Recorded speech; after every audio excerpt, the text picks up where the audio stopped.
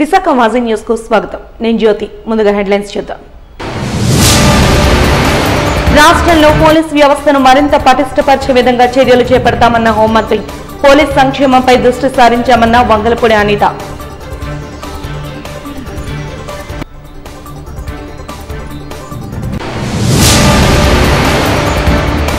రక్షణ రంగ ఉద్యమానికి సంఘీభావం తెలిపిన సిఐటియు.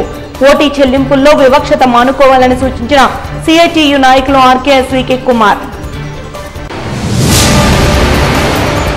కేంద్ర బడ్జెట్లో పెన్షనర్లు మధ్యతరగతి వారికి ప్రాధాన్యత ఇవ్వలేదన్న ఆర్థికవేత్తలు. కేంద్ర బడ్జెట్ 2024-25 పై జరిగిన చర్చా వేదికలో వెల్లడించిన ప్రొఫెసర్ బాలమోహన్ దాస్.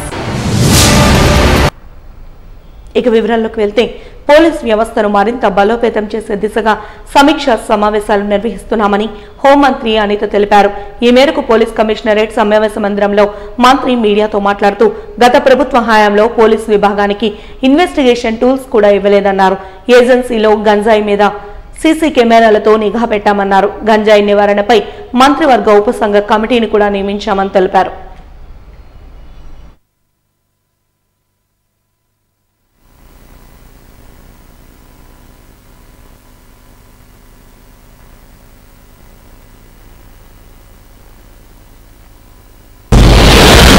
ఈరోజు మన వైజాగ్ సిపి ఆఫీస్ నుంచి స్టేట్ లో ఉన్న అన్ని జిల్లాల ఎస్పీలతోని, అదేవిధంగా హెడ్ ఆఫ్ ది డిపార్ట్మెంట్ అందరితోని కూడా ఈరోజు ఒక వీడియో కాన్ఫరెన్స్ కండక్ట్ చేయడం జరిగింది. వీడియో కాన్ఫరెన్స్ మనకి యాక్చువల్గా నేను చార్జ్ తీసుకున్న తర్వాత కాన్ఫరెన్స్ మ్యాక్సిమం డీసీపీ గారితో రివ్యూస్ అయితే మనం అందరం కూడా చేసుకున్నాం. డీసీపీ ఆఫీస్లో 2 times, అదేవిధంగా ఫినాన్స్ డిపార్ట్మెంట్ వాళ్ళతో కూడా, అంటే ఎంతవరకు ఫండ్ ఉంది, దాన్ని ఎలా యూటిలైజ్ చేసుకోవాలి, ఇంకా మన వెల్ఫేర్ ఎలా ఇవ్వాలన్న ఉద్దేశం మీద కూడా ఫినాన్స్ డిపార్ట్మెంట్ వాళ్ళతో కూడా మాట్లాడడం జరిగింది. అయితే ఫస్ట్ టైం నేను as a home minister review కూడా చేసుకొని ఈరోజు అందరు ఎస్పీస్ని కూడా వీడియో కాన్ఫరెన్స్లో తీసుకొని ఈరోజు మీటింగ్ పెట్టడం జరిగింది. మెయిన్ ఎజెండాగా ఈరోజు మీటింగ్లో కూడా మనకి గాంజా ఎలాగ మనం అరికట్టాలి, అదేవిధంగా గాంజా విషయంలో ఎన్ని కేసెస్ మనకు అందరికీ కూడా ఫైల్ అయినాయి, ఇంకా మనం ఏ ప్రికాషన్స్ తీసుకుంటే గాంజాని మనం ఇంకొంచెం ఎఫెక్టివ్గా మనం అరికట్టగలం అనే దాని మీద ఒక డిస్కషన్ జరిగింది. At the same time crime against women మీద కూడా, ఇప్పుడు ఏదైతే చిన్న చిన్న పిల్లల మీద అబ్యూజెస్ జరుగుతున్నాయో, ఉమెన్ మీద అబ్యూజెస్ జరుగుతున్నాయో, వాటి మీద మనం ఎలా నివారించడానికి మనం ఎటువంటి ప్రోగ్రామ్స్ తీసుకోవాలి, అట్ ద సేమ్ టైం ఎలా పబ్లిక్ పార్టిసిపేషన్ అనేది చేయాలి అనే దాని మీద ఒక కార్యాచరణ ప్రకటించడానికి, అదేవిధంగా పోలీస్కి సంబంధించి వెల్ఫేర్ మీద కూడా ఇప్పటి వరకు పోలీసులు నేను చాలా సందర్భాల్లో చెప్తున్నా, వెహికల్స్ విషయంలోనే కానీ పోలీసులకి ఈవెన్ వెహికల్స్ కూడా లేని పొజిషన్ నుంచి ఈ రోజు పరిస్థితులు ఉన్నాయి. అట్ ద సేమ్ టైం ఆరోగ్య భద్రత కూడా ఫుల్ ఫ్లెజ్డ్గా పోలీస్ డిపార్ట్మెంట్ వాళ్ళకి వెళ్ళని సిచ్యువేషన్స్, అదేవిధంగా అదర్గా ఇంకా వెల్ఫేర్ మెజర్స్ అన్ని ఉన్నాయండి. వాటి అన్నిటి గురించి కూడా చాలా డీటెయిల్డ్గా మేము ఈరోజు డిస్కషన్ చేసుకోవడం అయితే జరిగింది. డిస్కషన్ చేసుకున్న ప్రతిసారి కూడా ఏదైతే మనకి పోలీస్ డిపార్ట్మెంట్ ఇన్వెస్టిగేషన్కి సంబంధించి ఇంతకు ముందున్న టూల్స్ ఈ రోజు లేకపోవటం ఒక ఎత్తు, గాంజా విషయంలోని విచ్చలవిడితనం పెరిగిపోయి ఏ క్రైమ్ జరిగినా కూడా దాని వెనకాల గాంజా అన్నది బేస్ అయిపోవటం అనేది మనందరం కూడా చూస్తున్నాం. ఫర్ ఎగ్జాంపుల్ మొన్న వినుకొండలో హత్య జరిగిన, రేపొద్దున అమ్మాయిల మీద ఏదైనా అఘాయిత్యాలు జరిగినా, చిన్న చిన్న పిల్లల మీద అబ్యూజింగ్స్ జరిగినా, రేప్ అటెంప్ట్స్ జరిగినా, వీటన్నిటికీ కారణం ఏంటంటే ఒక కల్తీ మద్యం కానీ, లేదు అనుకుంటే దాని మీద ఎక్కువగా ఉన్నది డ్రగ్స్ కానీ గంజాయి కానీ. ఎస్పెషల్లీ మన 5 జిల్లాల్లోని కూడా విపరీతంగా గంజా అక్కడ పెంచడం అనేది లాస్ట్ 5 yearsలో జరగడం, మళ్ళీ దాన్ని ఇప్పుడు అరికట్టడానికి కనీసం ఆ టైంలో మీకు అప్పుడు కూడా చెప్పాను, మళ్ళీ ఇప్పుడు చెప్తున్నా, మన ఏఎస్ఆర్ జిల్లా నుంచి ఇక్కడ కిందకి వచ్చే రూట్స్లో చాలా రూట్స్ ఉన్నా కూడా కేవలం మొక్కుబడిగా ఒక 3 చెక్ పోస్టులు మాత్రమే పెట్టి, ఆ రోజు కూడా రవాణాకి ఇంచుమించుగా కొంతమంది రాజకీయ నాయకుల ప్రోద్బలంతో అది వ్యాపారమే సాగింది. ఇప్పుడు దాన్ని బేస్ చేసుకుని అటువంటివి ఏవి జరగకుండా చూసుకునే దానికి శ్రీకాకుళం నుంచి మెయిన్గా ఈ 5 జిల్లాల్ని కాన్సన్ట్రేట్ చేసి శ్రీకాకుళం, విజయనగరం, విశాఖపట్నం, అనకాపల్లి, ఏఎస్ఆర్తో పాటు మన్యం కూడా యాడ్ చేసి ఎక్కడ కూడా ఈ కల్టివేషన్ అనేది జరగకుండా చూసుకునే దానికి డ్రోన్ సిస్టమ్స్, అదేవిధంగా శాటిలైట్ ఇమేజెస్ క్యాప్చర్ చేయడానికి, అదేవిధంగా ట్రాన్స్పోర్టేషన్ ఎక్కడ కూడా ఎక్కువగా జరగకుండా అరికట్టడానికి చెక్ పోస్టులు పెట్టడం కానీ, చెక్ పోస్టుల దగ్గర సీసీ క్యామ్స్ పెట్టడం కానీ, దాని కమాండ్ కంట్రోల్ రూమ్స్ ఏర్పాటు చేసుకోవడం కానీ, వీటన్నిటి మీద కూడా ఒక సిస్టమేటిక్గా ప్రణాళికాబద్ధంగా ముందుకెళ్తున్నాం. అట్ ద సేమ్ టైం మీ అందరికీ తెలిసిందే లాస్ట్ క్యాబినెట్లో ఒకసారి డిస్కస్ చేసుకొని ఎస్పెషల్లీ గాంజా నివారణ గురించి ఒక సబ్ కమిటీని ఏర్పాటు చేసిన పరిస్థితి కూడా మనందరం కూడా చూసుకున్నాం. ఆ సబ్ కమిటీలో ఎడ్యుకేషన్ డిపార్ట్మెంట్, అదేవిధంగా excise department, tribal welfare department, health department and home department కలిపి ఒక సబ్ కమిటీ కూడా ఏర్పాటు చేసుకున్న. సబ్ కమిటీలోని కొన్ని డెసిషన్స్ తీసుకొని ఈ నార్కోటిక్ టాస్క్ ఫోర్స్ అన్నది స్పెషల్గా ఒక ఇంతకు ముందు మనకి సబ్లో ఉండేది నార్కోటిక్ అన్నది, దీన్ని మళ్ళీ సపరేట్ చేసి ఏదైతే తెలంగాణలో ఎలాగైతే ఉందో సేమ్ యాస్టీస్ టాస్క్ ఫోర్స్ని కూడా ఇక్కడ ఏర్పాటు చేసుకొని దానికి సపరేట్గా ఒక మెన్ను కూడా మనం అలోకేట్ చేసి దానికి ఒక ఎస్పీ లెవెల్ వ్యక్తిని కూడా అలోకేట్ చేయడానికి అందరూ కూడా ఒక సిస్టమేటిక్ ఒక ప్రణాళిక అయితే సిద్ధమవుతుంది. అది యాజ్ ఎర్లీ యాజ్ పాసిబుల్ మనకి దీనికి వస్తుందండి, రన్నింగ్లో కూడా వస్తుంది. At the same time already told free number కూడా వచ్చింది. దీని అంతటినీ కూడా ఒక రోజు మేము లాంచ్ చేసేటప్పుడు అవన్నీ కూడా మీకు అందరికీ కూడా చెప్పడం జరుగుతుంది. అదేవిధంగా లాస్ట్ టైం ఏదైతే మేము ఉన్నామో దాని మీద కూడా ఈ గాంజా ఎక్కడైతే మనకి పట్టుకుని అంటే వాళ్ళ దగ్గర ఉన్న ఇన్ఫర్మేషన్ ఇస్తారో వాళ్ళకి కూడా ఒక ప్రైజ్ మనీ గురించి కూడా ఇదంతా డీటెయిల్డ్గా ఒక సిస్టమేటిక్గా ఏదో ఈరోజు చెప్పేమో రేపు ఇచ్చేయాలన్నది కాకుండా దీన్ని ఒక పక్కా ప్రణాళికతో ఏర్పాటు చేసుకున్నాం. తాను రాజకీయంగా వ్యక్తిగతంగా ఎవరి నుంచి ఏ నగదు పొందలేదని స్పష్టం చేశారు మాజీ రాజ్యసభ సభ్యులు జీవీఎల్ నరసింహారావు.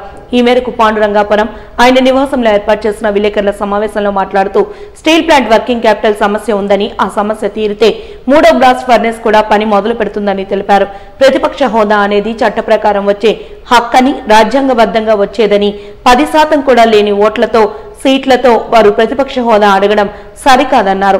అయినా ప్రజల సమస్యలపై పోరాటం చేయడానికి హోదా ఉండాలా అంటూ ప్రశ్నించారు.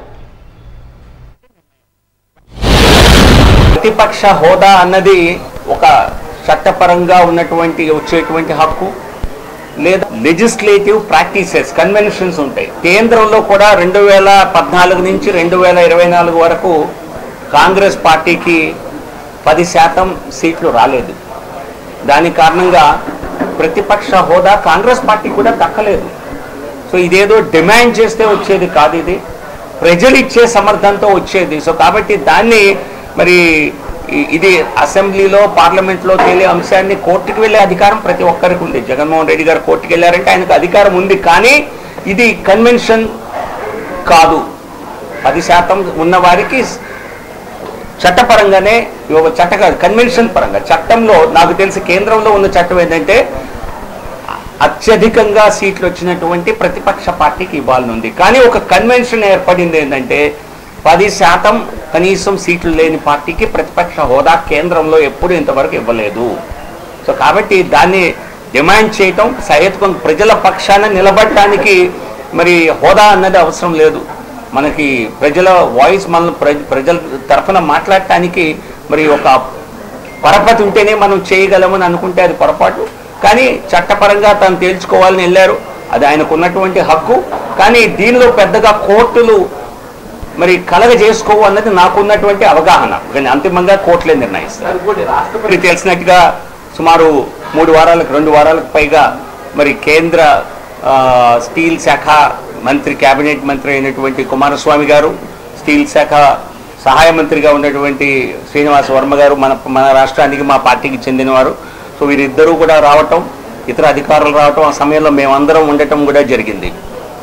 చాలా తక్కువ సమయంలో స్టీల్ ప్లాంట్ వ్యవహారాల్ని మరి ఢిల్లీలో అక్కడ ఆకలింపు చేసుకొని 2-3 సమావేశాలు నిర్వహించి తర్వాత ఇక్కడికి వచ్చి మరి అందరితో, అన్ని వర్గాలతో మాట్లాడి సో ఒక రకమైనటువంటి పూర్తి అవగాహనతో వెళ్ళారు. కానీ మీకు ఒక విషయం చెప్పాలి, ఇక్కడ ఎన్నికలు జరుగుతున్న సమయంలో ఇన్ఫాక్ట్ మార్చి, ఏప్రిల్ నెలలో ఇక్కడ ఎన్నికలు కాకముందే, ప్రచారం స్టార్ట్ అవ్వకముందే కేంద్ర ప్రభుత్వం నుంచి ఒక హై పవర్ టీం అప్పటికే రావటం జరిగింది.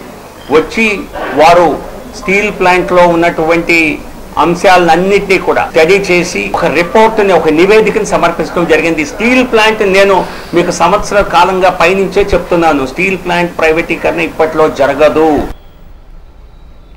రంగసాయి నాటక సంఘం 14వ వార్షికోత్సవ వేడుకలను పురస్కరించుకుని ఆగస్టు 1న ప్రముఖ రంగస్థల, సినీ నటులు, రచయిత, దర్శకులు తనికెళ్ల భరణికి రంగసాయి జీవన సాఫల్య పురస్కారాన్ని ప్రదానం చేయనున్నట్టు రంగసాయి నాటక సంఘ వ్యవస్థాపకులు బాదంగిరి సాయి తెలిపారు. ఈ మేరకు డాబా గార్డెన్స్ ప్రెస్ క్లబ్ లో ఏర్పాటు చేసిన మీడియా సమావేశంలో వివరాలను వెల్లడించారు. మద్దలపాలెం కళాభారతి ఆడిటోరియంలో ఈ కార్యక్రమం సాయంత్రం 6 గంటలకు ప్రారంభమవుతుందని తెలిపారు. అలాగే రంగస్థల కళాకారులకు రంగసాయి థియేటర్ అవార్డ్స్ కూడా అందజేయనున్నామన్నారు. నాటక రంగ ప్రోత్సాహమే లక్ష్యంగా 2010 ఆగస్టు 1న ప్రారంభమైన రంగసాయి నాటక సంఘం ఈ 14 సంవత్సరాల ప్రయాణంలో నాటక రంగానికి ఎనలేని సేవలు అందించిందని తెలిపారు. రంగసాయి గ్రంథాలయం కానీ బాదంగిరి సాయి గారి ఆధ్వర్యంలో ప్రత్యేక కార్యక్రమాన్ని నిర్వహించడం ఆనవాయితీగా వస్తుంది. ఈ ఏడాది మాత్రం ప్రత్యేకంగా ఒక లెజెండ్ తెలుగు సినీ ఇండస్ట్రీ కానీ, అదేవిధంగా నాటక రంగానికి కానీ రచయితగా ఎన్నో బహుముఖ ప్రజ్ఞాశాలి మన తనకల భరణి గారికి జీవిత సాఫల్య పురస్కారాన్ని ఇవ్వడం జరుగుతుంది. ఇది కళాభారతి వేదికగా ఆగస్టు 1వ తేదీ సాయంత్రం 6 గంటలకు జరుగుతుంది. అందరూ ఆహ్వానితులే. అదేవిధంగా ఒక చిన్నపిల్లలతో నాటకం కూడా ఉంది. ఈ యొక్క కార్యక్రమానికి హాజరు కావాలని కోరుతున్నాం. అదేవిధంగా మరొక 5గురికి ఈ పురస్కారాలు ఇవ్వడం జరుగుతుంది. జీవిత సాఫల్య పురస్కారం కాదు, రంగసాయి పురస్కారాన్ని ఇవ్వడం జరుగుతుంది. రంగసాయి నాటక సంఘం అనే ఒక సంస్థని కేవలం నాటకాలని, మిమిక్రీని ప్రోత్సహించాలని ఈ సంస్థను ప్రారంభించడం జరిగింది మన వైశాఖి జల ఉద్యానంలో. ఇప్పటికీ ఆగస్టు 1కి 14 సంవత్సరాల వేడుకలు చేస్తున్నామండి. గతంలో ఎన్నో నాటకాలు, ముఖ్యంగా స్వరూపీ నాటకాలు 107 ప్రదర్శనలు, అలాగే అనేక పుస్తకాలు కూడా ఈ సంస్థ ద్వారా ఆవిష్కరించడం జరిగింది. అలాగే సుమారు 300 మంది కళాకారుని తయారు చేయడం జరిగిందండి, బాలబాలికల్ని. అదొకటి ఈ సంస్థ చేసి ఉంది. అట్లాగే ఈ ప్రయాణంలో ఈ 14 సంవత్సరం వేడుకల సందర్భంగా మరి వెండి తెరకే ఒక ఆభరణం అయినటువంటి మరి రంగస్థల నటులు, సినీ నటులు, రచయిత, దర్శకులు మాన్యశ్రీ తనికెళ్ల భరణి గారికి రంగసాయి జీవన సాఫల్య పురస్కారాన్ని ఇవ్వడం జరుగుతుందండి. అలాగే ఉభయ తెలుగు రాష్ట్రాల్లో ఉన్నటువంటి రంగస్థల కళాకారులను ఒక 5గురిని ఎంపిక చేసి వారికి తొలి ప్రయత్నంగా రంగసాయి థియేటర్ అవార్డ్స్ అనేవి ఈ 2024 నుంచే ప్రారంభించడం జరుగుతుందండి. వారిలో దర్శకత్వంలో ఎస్ఎం భాష, అట్లాగే నటుల్లో యువనటుడు వి సతీష్ కుమార్, అలాగే కె మంగాదేవి గారు రంగస్థల నటీమణి, పరిషత్తు నిర్వాహకులు నాటకరంగ ప్రోత్సాహకులు అయినటువంటి తాడేపల్లిగూడెం వాసి ముద్దాల వెంకటరామారావు గారిని ఈ సందర్భంగా అవార్డ్స్ ఇస్తూ, అట్లాగే అతి పిన్న వయసులో మరి విశాఖపట్నం బగాది నాయుడు గారి వారి మనవడు సాయి గారి అబ్బాయి అతి చిన్న వయసులోనే పౌరాణిక నాటకం నటిస్తూ మరి ప్రభుత్వ నంది అవార్డులు కూడా తీసుకోవడం జరిగింది. మరి ఆ అబ్బాయికి కూడా ఈ యొక్క అవార్డుని ఇవ్వడం జరుగుతుంది. అలాగే మరొక ప్రయోగం ఏంటంటే మన సీనియర్ జర్నలిస్ట్ అయినటువంటి అయ్యల స్వామియాజు రామజోగారావు గారు సంక్షిప్త భారతం అనే ఒక ఏకపాత్రల ఏకాంకిక నాటికండి, పౌరాణిక, దాన్ని ప్రయోగాత్మకమైనది. అదొకటి ఆ రోజు సాయంత్రం 6 గంటలకు ప్రారంభిస్తారు. ఆ రోజుని రక్షణ రంగ కార్మికుల సమస్యల పరిష్కారానికి జరుగుతున్న ఉద్యమానికి సంఘీభావం తెలియజేస్తున్నట్టు సిఐటియు జిల్లా ప్రధాన కార్యదర్శి ఆర్కేఎస్వికే కుమార్ తెలిపారు. ఈ మేరకు సిఐటియు కార్యాలయంలో ఏర్పాటు చేసిన మీడియా సమావేశంలో ఆయన మాట్లాడుతూ ఓటీ చెల్లింపుల విషయంలో వివక్షతను యాజమాన్యం మానుకోవాలన్నారు. దేశవ్యాప్తంగా కేంద్ర ప్రభుత్వ ఉద్యోగులకు 8వ వేతన సంఘం వెంటనే నియమించాలని, పాత పెన్షన్ స్కీమ్ పునరుద్ధరించాలని కోరారు. కేంద్ర ప్రభుత్వ శాఖల్లో ఖాళీగా ఉన్న లక్షల ఉద్యోగాలను భర్తీ చేయాలని, రక్షణ, రైల్వే, పబ్లిక్ రంగాలు చేయాలని, లేబర్ కోడ్స్ ను రద్దు చేయాలని, నిలుపుదల చేసిన 18 నెలల డిఏను చెల్లించాలని విజ్ఞప్తి చేశారు. దేశవ్యాప్తంగా కేంద్ర ప్రభుత్వ ఉద్యోగులు చేస్తున్నటువంటి ఆందోళనకు సంబంధించినటువంటి అంశాలను మీ ద్వారా ప్రజానీకానికి తెలియజేయాలని చెప్పి ఈ ప్రెస్ కాన్ఫరెన్స్ నిర్వహించడం జరుగుతుంది. కేంద్ర ప్రభుత్వం సంబంధించినటువంటి విధానాలకు సంబంధించి ప్రధానంగా కేంద్ర ప్రభుత్వ ఉద్యోగుల విషయంలో చాలా ఇబ్బందులు పెట్టేటటువంటి పరిస్థితులు ఈరోజు ఉన్నాయి. ఒకటి, డిఫెన్స్ రంగ సంస్థల్ని, రైల్వే, పోస్టల్ ఇటువంటి వాటిల్లో కూడా కార్పొరేటీకరణని, ప్రైవేటీకరణని విపరీతంగా పెంచుతూ పోతున్నారు. మీరు బడ్జెట్లో కూడా అంశాలు ప్రస్ఫుటంగా మనకి కనిపిస్తున్నాయి. బ్రిటిష్ వాడి కాలంలో కూడా డిఫెన్స్ రంగంలో ఉండేటటువంటి ఆయుధ పరిశ్రమలు ఆనాటి ఉన్నటువంటి ప్రభుత్వ ఆధీనంలోనే ఉండేవి.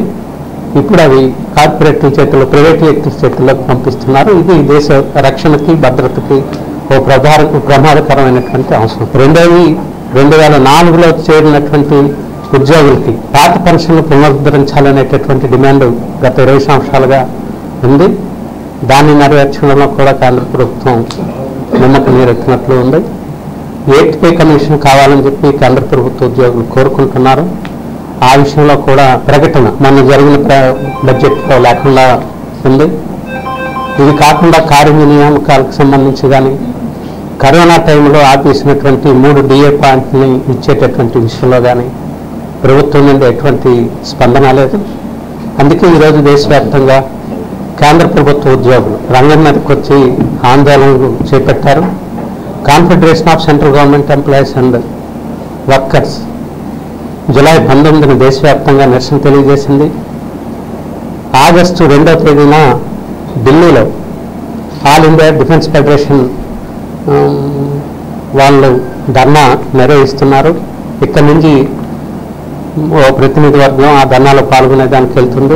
గోపాలకృష్ణ గారు ఆ ప్రతినిధి బృందానికి నాయకత్వం వహిస్తున్నారు.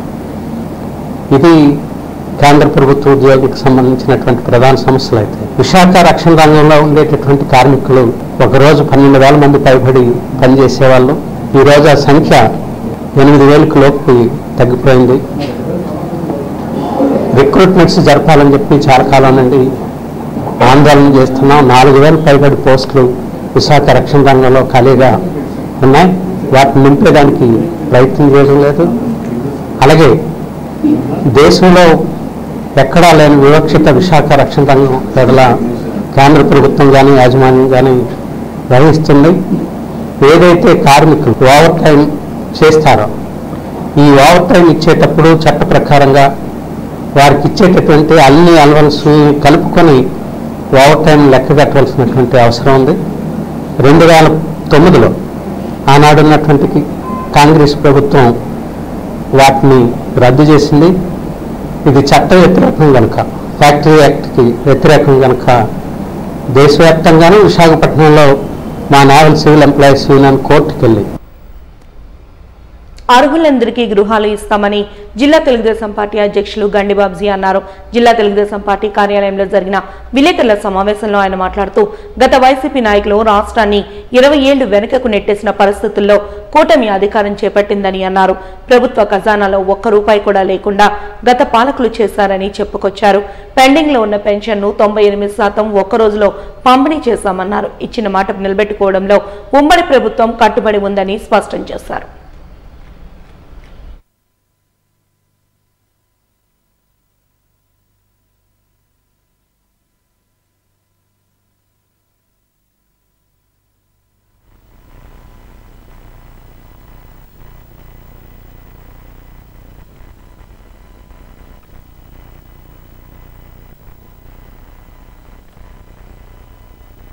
ప్రభుత్వం మరి ఈ టీంని ఏర్పాటు చేసుకునే పరిస్థితుల్లో ఒక పక్క ప్రభుత్వం యొక్క ఏ శాఖలో చూసినా ఖజానాలో మరి కనీసం ఒక్క రూపాయి కూడా లేదు. అయినప్పటికీ మరి 6 సూత్రాల అమలు కోసం ఆయన పెట్టిన మొదటి 5 సంతకాలు కూడా ఎట్టి పరిస్థితుల్లో అమలు చేయాలనే ఉద్దేశంతో మీకు తెలుసు గత నెల 1వ తారీఖున జీతాలతో పాటు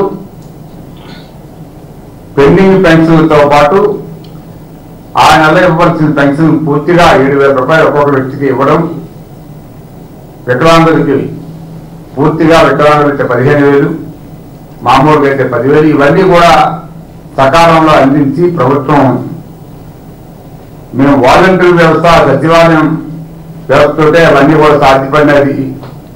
మీరు ఎవరు చేయలేని పని ఇది మేము చేసామని చెప్పుకునే వైసీపీ ప్రభుత్వం వాళ్ళకి కళ్ళు తిరిగేటట్టు చంద్రబాబు నాయుడు గారు 1వ తారీఖున సాయంత్రానికి 98% పెన్షన్ అందించారు. కనీసం 95% పెన్షన్లు ఒకే రోజు రాష్ట్రం అంతా కూడా పంపిణీ చేయడం జరిగింది. ఇది ఎందుకు చెప్తున్నానంటే ప్రభుత్వానికి ఎన్ని ఇబ్బందులు ఉన్నప్పటికీ ప్రజలకి మనం ఒక పనికి హామీ ఇచ్చామంటే హామీ కోసం ప్రమాణ స్వీకారం చేసిన రోజు నుంచి కూడా 1వ తారీఖు వరకు కూడా ఈ డబ్బులు ఎట్లా పోగేయాలి, ఎట్లా చేయాలి, రేపు మనం మాట ఇచ్చాం కాబట్టి ఆ మాట నిలబెట్టుకోవాలనే ఒక సదుద్దేశంతో చంద్రబాబు నాయుడు గారు ఈ ఉమ్మడి ప్రభుత్వం సకాలంలో అవన్నీ చేయగలిగింది. మరి నేను మాట తప్పను మరో చెప్పానే మహానుభావుడు ఏ రోజైనా 1వ తారీఖున ఈ 5 సంవత్సరాల్లో ఉద్యోగస్తులు జీతాలు ఇచ్చారా? కనీసం రిటైర్మెంట్ ప్రకటించిన ఉద్యోగస్తులకైనా ఎవరికైనా సకాలంలో వారికి ఇవ్వాల్సిన డబ్బు కానీ ప్రభుత్వం నుంచి రావాల్సిన ఏవైతే ఉన్నాయో బెనిఫిట్స్ కానీ సకాలంలో ఇచ్చారా? ఇవన్నీ ఒకసారి మనం వెనక్కి తిరిగి చూసుకుంటే ఏం చెప్పారో, ఏం పరిపాలించారో ప్రజలకి అర్థమైంది. కాబట్టి అది ఏదో చెప్తారు, సామెత చెప్పినట్లు మనం చాలా సందర్భాల్లో మాట్లాడుకున్నాం. ఈ పార్టీని బంగాళాఖాతంలో కలిపే రోజు వస్తుంది పెద్దలు అని. నిజానికి ప్రజలు అంత కోపంగా ఈ రోజు జగన్మోహన్ రెడ్డి ఆయన పార్టీని బంగాళాఖాతంలో కన్నా లోతుగా ఉంటే అంత లోతులో పార్టీనా కూడా ఇంకా సిగ్గు లేకుండా ఇంకా నెల కూడా అవ్వలేదు, 40 రోజులు కూడా అవ్వలేదు ప్రభుత్వం ఏర్పాటు చేసి అప్పుడే అసలు అక్కడ మోసం జరిగింది, ఇక్కడ మోసం జరిగింది, ఇంకా వీళ్ళ భాగోతాలు ఏమిటి, వీళ్ళ అకౌంట్లు ఏమిటి, వీళ్ళు ఎంత డబ్బు తిన్నారు, ఈ ప్రభుత్వంలో ఉన్న శాఖలన్నీ, శాఖ యొక్క అకౌంట్లన్నీ ఇవన్నీ వెరిఫై చేయడానికి చాలా టైం పడుతుంది. అటువంటిది మూర్ఖులు ఇంకా 40 రోజులు అవ్వకముందే అక్కడ అది ఇక్కడ ఇది అవ్వలేదు చెప్పడం అనేది ఇది చాలా హాస్యాస్పదం. బట్ నిజంగా వాళ్ళకి పరిపాలన అనేది ఎంత అవగాహన ఉందో దీన్ని బట్టే అర్థమవుతుంది. అందుకనే మీ ముందు మరొకసారి మీ ద్వారా ప్రజలకు తెలియజేయాలనే ఉద్దేశంతో ఆ రోజు నువ్వు ప్రతి పేదవాడికి నేను ఇల్లు ఇచ్చేస్తాను, పెద్ద జగనన్న కాలనీలు, బ్రహ్మాండమైన రోడ్లు, కరెంటు, నీటి సౌకర్యం, అన్ని పైప్ లైన్లు వేసేస్తానని చెప్పి పెద్ద మనిషివి. ఈవేళ ఆ రోజు నువ్వు చెప్పినట్లు ఒక్కోని అయినా చూపించగలుగుతారా మీకు దమ్ముంటే? ఆనందపురం మండలం కుసలవాడ గ్రామ సర్వే నెంబర్ 104లో మైనింగ్ కు కేంద్ర ప్రభుత్వం ఇచ్చిన నోటిఫికేషన్ ను తక్షణమే రద్దు చేయాలని సిపిఎం డిమాండ్ చేస్తోందని ఆ పార్టీ జిల్లా కార్యదర్శి ఎం జగ్గునాయుడు తెలిపారు. ఈ మేరకు పార్టీ కార్యాలయంలో ఏర్పాటు చేసిన మీడియా సమావేశంలో ఆయన మాట్లాడుతూ సిపిఎం ప్రతినిధి బృందం మంగళవారం ఉదయం ఈ భూములను పరిశీలించిందన్నారు. భారీ కొండలు, చెట్లు, పచ్చని పంటలతో ఈ ప్రాంతం ప్రకృతి నిలయంగా ఉందని ఇక్కడ మైనింగ్ చేపడితే కొండలు ధ్వంసమవుతాయని ఆందోళన వ్యక్తం చేశారు. అంతేకాకుండా ప్రకృతికి అపార నష్టం జరిగి పంటలు దెబ్బతింటాయని, కాలుష్యం పెరుగుతుందని ఆవేదన వ్యక్తం చేశారు.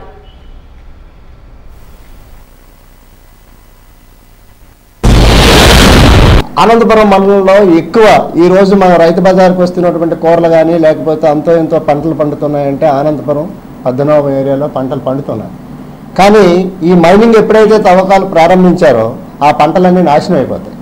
ఇప్పటికే 19వ మండలంలో క్వారీ ఒకటి రన్ అవుతుంది. ఆ క్వారీ చుట్టుపక్కల ఉన్నటువంటి మామిడి తోటలు పూత టైంలో ఈ ధూళి ఏదైతే డస్ట్ వస్తుందో ఆ డస్ట్కి ఆ పువ్వులు మాడి మసైపోయి రైతులు చాలా ఇబ్బందులు పడే పరిస్థితి ఉంది.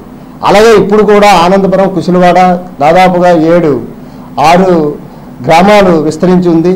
దాదాపుగా 4,000 మంది ప్రజలు జీవనం సాగిస్తున్నారు. ఓన్లీ వ్యవసాయ ఆధారం మీదే వాళ్ళు గొర్రెలు మేపుకొని వ్యవసాయం చేసుకొని వాళ్ళ యొక్క జీవనం సాగిస్తున్నారు. అలాంటి తరుణంలో అక్కడ పచ్చదనాన్ని ధ్వంసం చేసే పరిస్థితి ఈ ప్రభుత్వం తీసుకొస్తుంది. కాబట్టి ఈ తవ్వకాల ప్రారంభం ఒక దగ్గర ప్రారంభం అయితే మొత్తం కొండలన్నీ తవ్వి ధ్వంసం చేసి ప్రకృతిని నాశనం చేసి ప్రజలకి అనారోగ్యమైనటువంటి పరిస్థితులు తీసుకురావడం ఈ ప్రభుత్వం మంచిది కాదు. ప్రతిపక్షంలో ఉండేటప్పుడు మేము ఎక్కడ చూసినా ఏం చేసినా మేము పోరాటాలు చేస్తాం, ప్రజల ఆరోగ్యాలు రక్షిస్తాం, ప్రజల మనుగడ కోసం మేము పనిచేస్తామని చెప్పినటువంటి ప్రభుత్వం అధికారంలోకి వచ్చిన తర్వాత అది మర్చిపోవడం అనేది చాలా విడ్డూరంగా ఉంది. కాబట్టి వెంటనే ఏదైతే ప్రజాభిసేకరణ ఇచ్చారో పిలుపు కుసులవాడ పంచాయతీలో దాన్ని వెంటనే విరమించుకోవాలి. లేకపోతే ప్రజలను పెద్ద ఎత్తున పోగేసి పెద్ద ఎత్తున సమీకరించి మేము పోరాటం చేస్తామని సందర్భంగా సిపిఎం పార్టీగా హెచ్చరిస్తున్నాం. కుసులవాడ గ్రామ పంచాయతీ పరిధిలో సర్వే నంబరు 104లో ఉన్నటువంటి 69 ఎకరాల భూముల్లో 7.991 ఎకరాల భూముల్లో క్వాడ్జైట్ మైనింగ్ చేయడం కోసం కేంద్ర పర్యావరణం అటవీ సంరక్షణ మంత్రిత్వ శాఖ 1533 నోటిఫికేషన్ జారీ చేసింది. ఈ నోటిఫికేషన్ని తక్షణమే రద్దు చేయాలని చెప్పని సిపిఎం పార్టీ డిమాండ్ చేస్తూ ఉంది. కొండల్ని ధ్వంసం చేయడం అని చెప్పారంటే పర్యావరణాన్ని పూర్తిగా నాశనం చేయడం అవుతుంది, ప్రజల తరగతి ఆరోగ్యాల్ని పరంగా పెట్టడం అవుతుంది. రాష్ట్ర ప్రభుత్వం వెంటనే జోక్యం చేసుకొని అటు కేంద్రంలోనూ రాష్ట్రంలోనూ ఇక టీడీపీ కూటమి, కేంద్రంలో ఎన్డీఏ కూటమి అధికారంలో ఉన్నాయి. కాబట్టి ముఖ్యమంత్రి వెంటనే జోక్యం చేసుకొని పర్యావరణానికి, విశాఖపట్నం ప్రజానీకానికి తీవ్ర హాని చేస్తున్నటువంటి ఈ మైనింగ్ జీవోని వెంటనే రద్దు చేయమని చెప్పని మేము డిమాండ్ చేస్తూ ఉన్నాం. మైనింగ్ తవ్వడం కోసం విఆర్ ఇన్ఫ్రాస్ట్రా అనేటువంటి ఒక ప్రైవేట్ సంస్థకి ప్రభుత్వం కట్టబెట్టింది. దీనికోసం వచ్చే నెల 28వ తేదీన ప్రజాభిప్రాయ సేకరణ చేపడతామని చెప్పని ప్రకటించింది. మేము అడుగుతున్న ప్రభుత్వాలని కొండల ధ్వంసం చేయడం వల్ల పర్యావరణానికి ప్రమాదం కాదా, హాని కాదా, ప్రజల ఆరోగ్యాలకి వాళ్ళ పంటలకి నష్టం కాదా, ఈ విషయం మీకు తెలియదా? తెలిసి ఎందుకని ఈ విధంగా పర్యావరణ ధ్వంసం చేస్తున్నారు? ఆందోళనకర విషయం ఏంటంటే ఏ పర్యావరణ శాఖ, ఏ పర్యావరణం అటవీ సంరక్షణ శాఖలు ఏవైతే ఉన్నాయో ఆ శాఖ ఆధ్వర్యంలోనే ఈ నోటిఫికేషన్ జారీ చేయడం అంటే రక్షించడం వాళ్ళే భక్షించే విధంగా ఈరోజు చర్యలు చేపట్టడం చెప్పినది అత్యంత ఆందోళనకర విషయం. ఈ నోటిఫికేషన్ వెంటనే రద్దు చేయించాలి. అలాగే ఏదైతే 28వ తేదీన మీరు ప్రజాభిప్రాయ సేకరణ కోసం అధికారులు కసరత్తు చేస్తున్నారో వెంటనే నిర్ధారణ చేయాలని చెప్పని కొండల్ని, పర్యావరణాన్ని, ప్రజల ఆరోగ్యాన్ని పరిరక్షించాలని చెప్పిన సిపిఎం పార్టీగా మేము డిమాండ్ చేస్తున్నాం. ఈ ప్రాంత కేంద్ర ప్రభుత్వం ప్రవేశపెట్టిన 2024-25 బడ్జెట్లో పెన్షనర్స్ కు, ట్యాక్స్ పేయర్స్ కు ప్రాధాన్యత ఇవ్వలేదని ప్రొఫెసర్ కెఎస్ చలం అన్నారు. డాబా గార్డెన్స్ అల్లూరు సీతారామరాజు విజ్ఞాన కేంద్రంలో కేంద్ర బడ్జెట్ 2024-25 పై చర్చా వేదిక కార్యక్రమాన్ని నిర్వహించారు. ఈ కార్యక్రమంలో ముఖ్య వక్తలుగా professor K Chalam, professor V Balamohan, professor R Sudarshan Rao, professor K Padma, professor M Nalini తదితరులు మేధావులు, ఆర్థికవేత్తలు పాల్గొని ప్రసంగించారు. కార్యక్రమాన్ని ఉద్దేశించి వక్తలు మీడియాతో మాట్లాడుతూ బడ్జెట్ కొన్ని వర్గాలకు ఆశాజనకంగా ఉందని, బడుగు బలహీన వర్గాలకు మేలు చేకూరే విధంగా లేదని స్పష్టం చేశారు. ధనిక వర్గాలకు మేలు చేకూర్చే విధంగా బడ్జెట్ను ప్రవేశపెట్టడం సరిచూసుకోవాలని సూచించారు.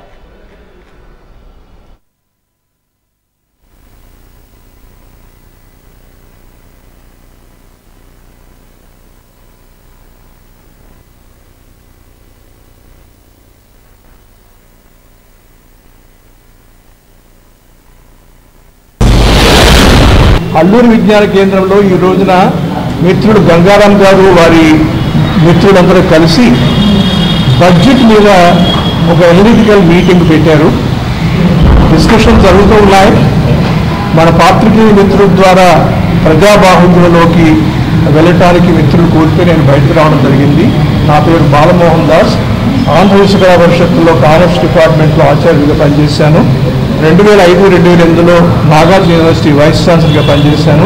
ప్రస్తుతం గాంధీ సెంటర్ అధ్యక్షుడిగా ఉన్నాను. గాంధీ గారు చెప్పిన సూత్రాలు మనం పాటిస్తున్నామా బడ్జెట్ ప్రజెంటేషన్లో అని ఆలోచించినప్పుడు లేదు అనే చెప్పాలి. ఆయన చెప్పింది గ్రామ స్వరాజ్యాన్ని మనం పెంపొందించుకోవాలన్నారు. మనం అర్బనైజేషన్ వైపు ఎక్కువ మొగ్గు చూపుతున్నాం.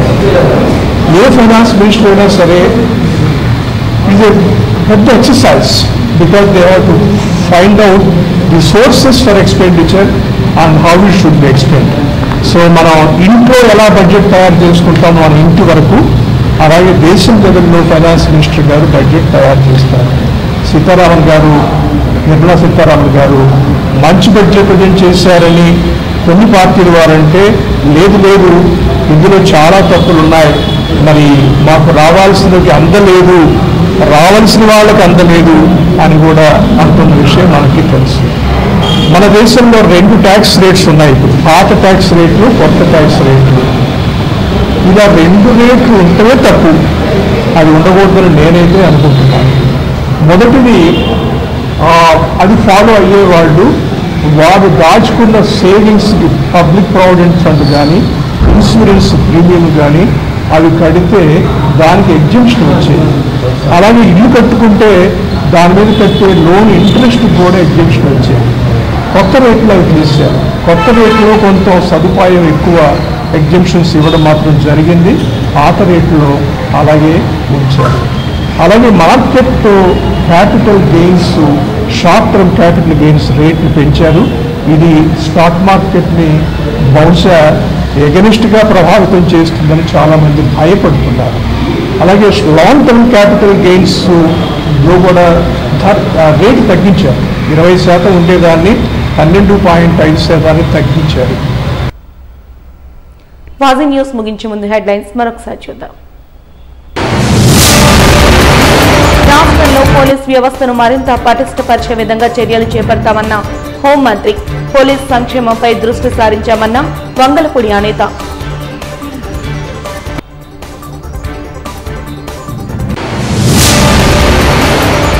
రక్షణ రంగ ఉద్యమానికి సంఘీభావం తెలిపిన సిఐటియు. ఓటీ చెల్లింపుల్లో వివక్షత మానుకోవాలని సూచించిన సిఐటియు నాయకులు ఆర్కేఎస్వీకే కుమార్. కేంద్ర బడ్జెట్లో పెన్షనర్లు, మధ్యతరగతి వారికి ప్రాధాన్యతను ఇవ్వలేదన్న ఆర్థికవేత్తలు. కేంద్ర బడ్జెట్ 2024-25 పై జరిగిన చర్చా వేదికలో వెల్లడించిన ప్రొఫెసర్ బాలమోహన్ దాస్. వాజీ న్యూస్ ఇంతటితో సమాప్తం. నమస్కారం. We'll be right back.